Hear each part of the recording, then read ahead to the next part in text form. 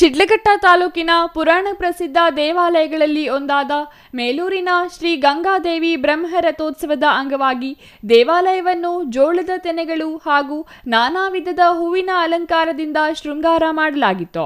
ಪ್ರತಿ ವರ್ಷದಂತೆ ಈ ವರ್ಷವೂ ಕೂಡ ವಿಜೃಂಭಣೆಯಿಂದ ಬ್ರಹ್ಮ ರಥೋತ್ಸವ ಕಾರ್ಯಕ್ರಮ ನೆರವೇರಿಸಲಾಯಿತು. ವಿವಿಧ ವೀರಗಾಸೆ ಮೊದಲಾದ ಜಾನಪದ ಕಲಾ ತಂಡಗಳು, ತಮಟೆಗಳ ವಾದನ, ಗಾರುಡಿ ಬೊಂಬೆಗಳ ನರ್ತನಗಳು ನೋಡುಗರ ಕಣ್ಮನ ಸೆಳೆಯುತ್ತಿದ್ದವು.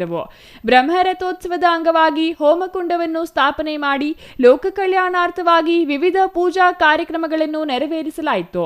ಗಂಗಾದೇವಿಗೆ ವಿಶೇಷ ಹೂವಿನ ಅಲಂಕಾರದೊಂದಿಗೆ ಪೂಜೆಗಳನ್ನು ಸಮರ್ಪಣೆ ಮಾಡಲಾಯಿತು.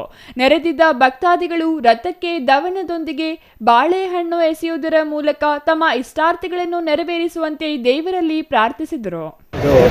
ಸುಮಾರು 106 ವರ್ಷಗಳ ಇತಿಹಾಸ ಇರುವಂತಹ ದೇವಸ್ಥಾನ ಇದು. ಇಲ್ಲಿ ಮುಂಚೆ ವಿಜೃಂಭಣೆಯಿಂದ ಒಂದು ವಾರ 15 ದಿವಸ ಎತ್ತುಗಳ ಪರಿಷೆ ಎಲ್ಲ ನಡೀತಾ ಇತ್ತು.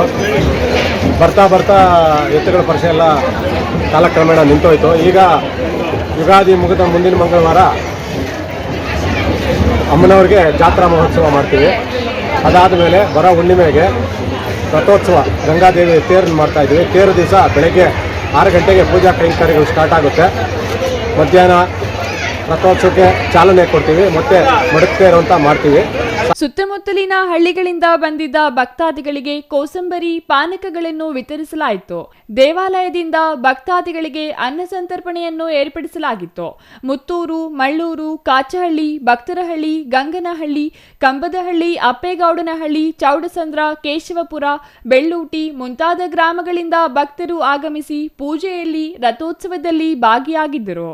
ಛಾಯಾ ರಮೇಶ್, ಸಿಟಿವಿ ನ್ಯೂಸ್, ಶಿಡ್ಲಘಟ್ಟ.